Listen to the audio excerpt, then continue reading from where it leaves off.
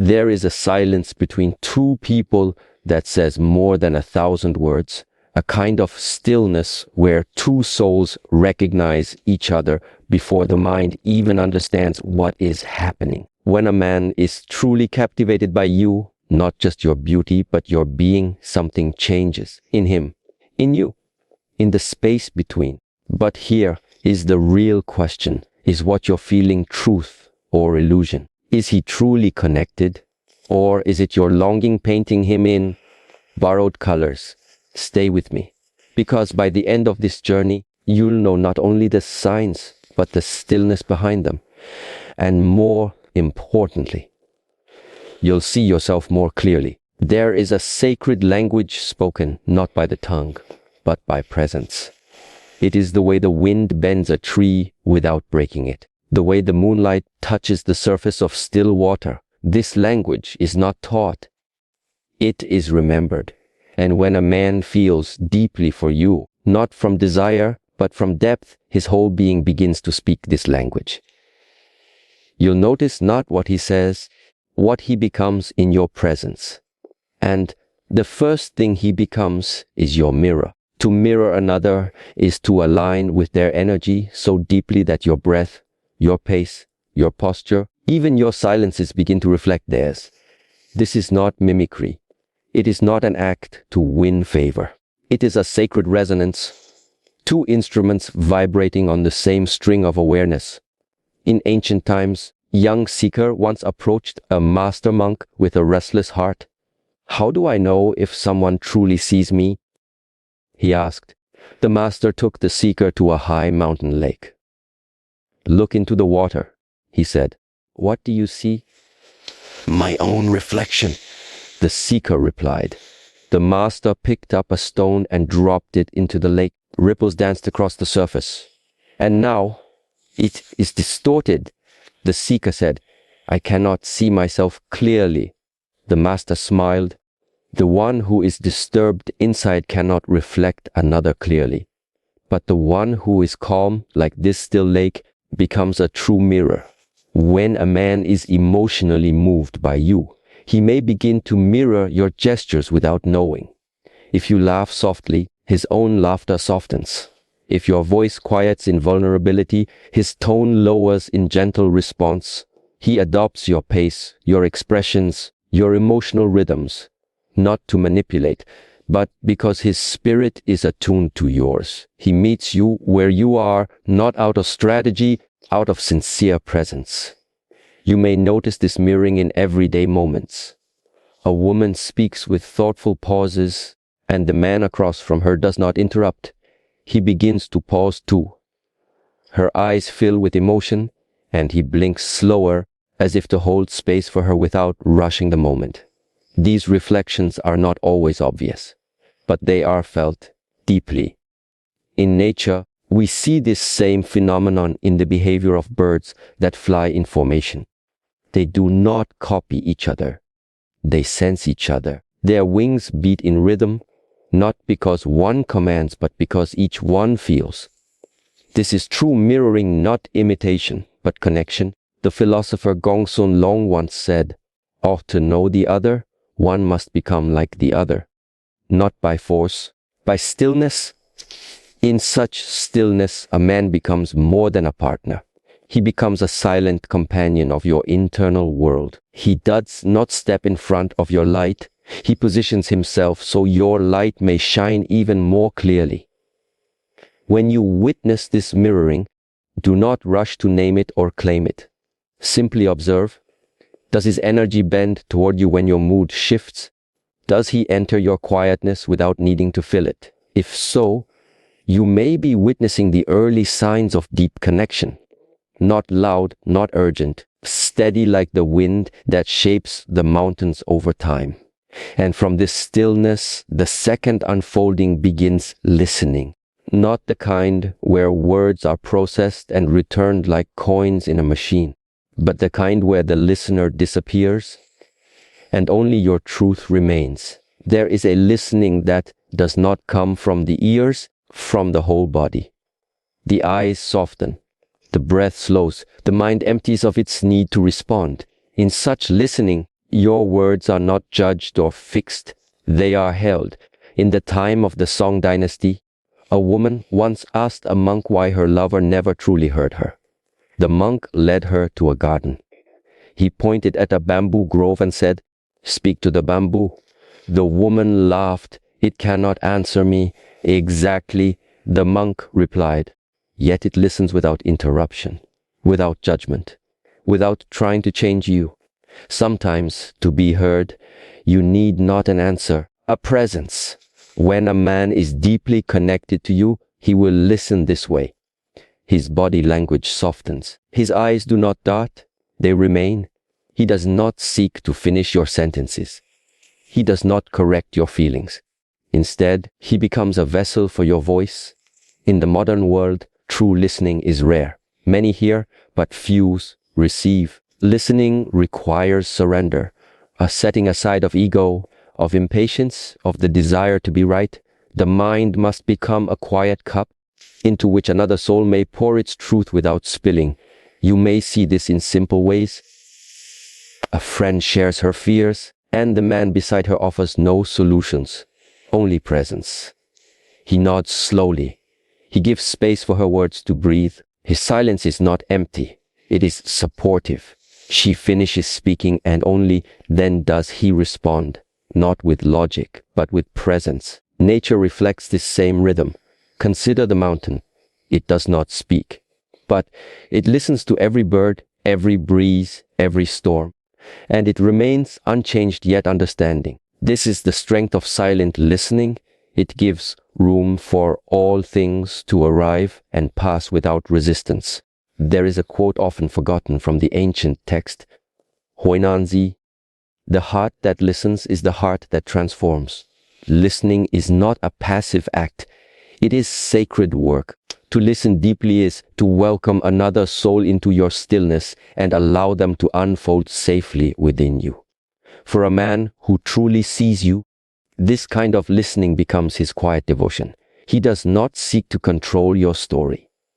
He seeks to witness it. In that witnessing, healing begins, not through answers, but through understanding. And so the journey from mirroring to listening is not a path of performance, presence. First, he becomes a reflection of your energy. Then he becomes the silence that holds your words. Both are signs of a deeper awareness.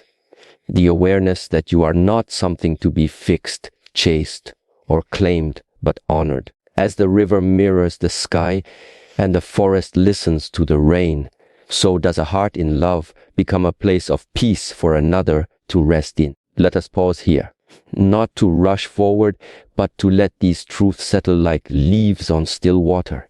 And as we continue our inward journey, we begin to see the ones who truly connect with us are not those who try to shine the brightest, but those who reflect our light back to us, quietly, fully, and without fear. When a man is deeply moved by another soul, time no longer obeys the rules of the world outside. Appointments and distractions lose their grip. The hours become soft clay in his hands, reshaped by meaning. He does not speak of having time, he makes it. And what he makes, he offers not in haste, but in devotion. In truth, time is not a measure of clocks, but of intention. One can spend hours with another and still feel unseen, and yet a single moment, when offered with complete presence, becomes eternity. When a man's heart is touched by you, his time bends toward you like a tree toward sunlight. This is not duty. It is the natural response of care. There is a quiet tale passed down in the monasteries. A disciple once asked his master, "How do I know what matters most?" The master led him to a wide river and said, "Take this stone and throw it far into the current." The disciple did so. The stone vanished beneath the water. The master smiled. "Now retrieve it." The disciple hesitated, then said, "That would take all day. I would have to wade deep, search carefully. I would have to give it my full attention."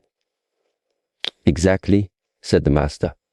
"When something matters, time becomes a gift, not a cost, When you matter to someone, they do not check their watch as you speak. They do not delay their reply until it is convenient. Instead, they stretch the moment. They show up, not just physically, but completely. Their eyes, their breath, their stillness, all lean into the space you occupy. Time becomes a silent offering. In daily life, this often appears in small, sacred gestures. A man rearranges his work to share tea with you at dawn. He answers your call even when he's tired, not out of obligation, but because your voice calms his own. He remembers what you love, where you feel safe, and when your silence speaks more than your words. These are not grand displays. They are the folding of time around what the heart holds dear. Nature, too, teaches this wisdom. The bamboo does not rush to grow, yet every day it reaches upward with quiet certainty. The seasons take their time, not to delay. To ensure depth, a blossom that opens too quickly fades just as fast. But the flower that blooms in its own rhythm remains fragrant longer. In the words of Confucius, the man of virtue does not act with urgency. His pace is steady, for his path is true. When the heart is clear, time is not something to manage. It is something to offer. So if you find a man who stretches his hours to hear your thoughts, who opens his presence like a door to your spirit, understand. This is not coincidence, it is connection, and it is rare. And from the shape of time, we move to the shape of protection. Not the armor of the body, but the sanctuary of the soul. A man who is truly connected to you will protect your peace, not because you are fragile, because he recognizes the sacredness of your inner world. True protection is not loud. It does not involve claiming or controlling. Instead, it is a quiet awareness, a shielding of your spirit from the noise and demands of the outside. It is the space he creates so your soul can breathe, and it begins with attention. There is a Zen fable that tells of an old teacher who grew a single lotus in the center of his garden. He watered it daily, but never spoke of it. One day, a student asked, "Why do you care so much for one flower?"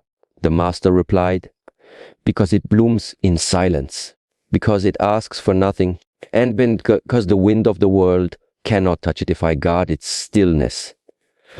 To protect someone's peace is to respect their quiet moments, to refrain from adding weight where they already carry much. It is the understanding that not every silence needs filling, not every sadness needs fixing, and not every flame needs fuel.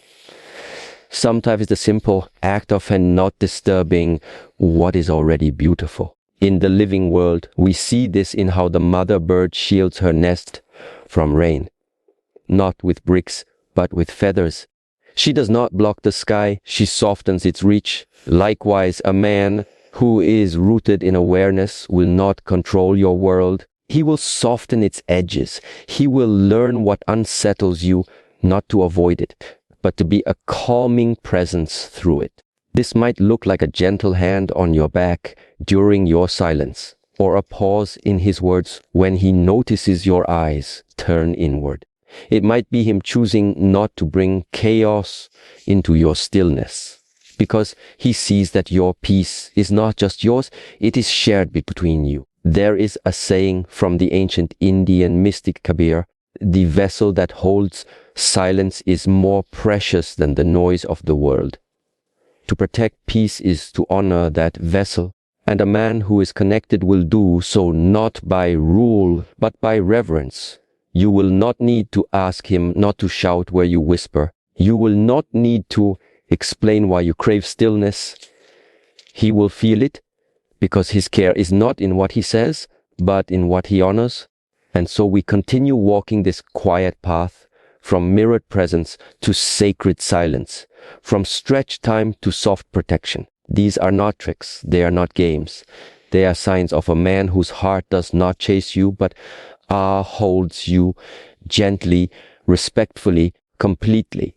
Let us pause again, for wisdom is not in rushing through signs, but in sitting with them. like sitting beneath a tree and learning its truth not from words, but from shadow and breeze. And if you find these qualities in someone, cherish them. And if you do not mourn, for awareness is the first step.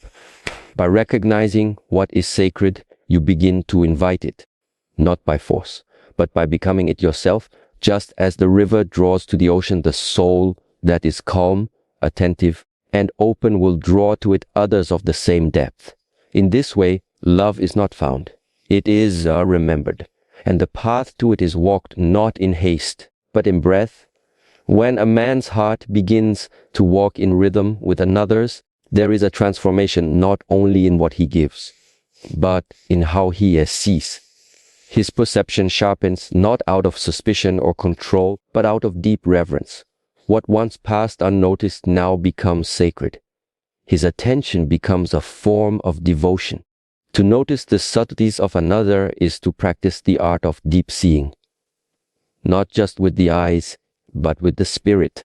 He begins to observe the tremble behind the laugh, the hesitation before a word, the shift in breath that carries unspoken emotion. This kind of seeing is rare in a world taught to value only what is obvious. True presence lives not in grand moments. It hides in the folds of ordinary life. A Zen master once asked his disciple, "Do you see the leaf falling?" "Yes, master," the disciple replied. "Then tell me," said the master, "what color was the wind that carried it?" The disciple paused, confused. The master smiled. "You saw with your eyes. Did you listen with your soul?" When a man truly feels connected, he studies your unspoken language, not to analyze or decode you, but to understand what brings you peace and what disturbs it. He notices when your voice tightens, even if your words sound cheerful. He pays attention when you grow quiet, even in the middle of a crowd. His awareness does not press against your privacy. It honors your wholeness. In daily life, this might be seen in the way he remembers your discomfort in certain spaces, the way he senses when you need silence without asking for it, or how he remembers the small things. How you stir your tea, the music that calms you, the way you look out the window when you're lost in thought. These things are not kept in his mind, they are held in his heart. This attentiveness is not surveillance. It is sanctuary. In the quiet forests of Japan, monks walk the same paths every morning. They notice which stones shift slightly with the rain, which trees lean differently after wind. One monk once said, "The forest teaches us not by shouting, but by changing slowly. If you do not pay attention, you will miss it. But if you look with care, you will understand it speaks." The same is true of a connected man. He studies you not as a puzzle, but as a presence. And in doing so, he sees your needs before you speak them. He honors your strength by noticing your burdens. He sees the sacred in your everyday being. The philosopher Chuang Tzu once wrote, "To understand others is to walk beside their shadow without stepping on it." When a man sees your subtleties, he is walking beside your shadow, gently, respectfully, without disturbing it. This kind of seeing does not fade with time. It deepens. For love that sees beyond the surface is love that does not grow bored. It grows wiser. And from this wisdom comes the final unfolding, the mirror of becoming. When a man is deeply moved by another's essence, he becomes not just a partner, but a reflection. He helps you remember who you are, not by telling you, but by becoming still enough for your truth to rise. The sixth sign of such connection is this. He reflects you back to yourself, not as he wishes you to be, but as you already are, beneath fear, beneath doubt, beneath the layers the world may have asked you to wear. There is a story from the Shaolin tradition. A novice monk once stood before a quiet stream, looking troubled. The elder approached and asked, "Why do you frown?" "I cannot see myself clearly," said the young monk. "Every time I try to understand who I am, I only see fragments." The elder smiled and led him to a deeper pool where the water was calm. "Look now." The novice peered in and saw his full reflection. "The mind must become still," said the elder, "for the soul to appear. When a man reflects you back to yourself, he becomes that still water. In his presence, you do not feel the need to perform. Your guard softens. Your voice returns to its natural tone. You rediscover parts of yourself you thought were forgotten. This is not because he gives them to you, but because he creates a space where they feel safe to emerge.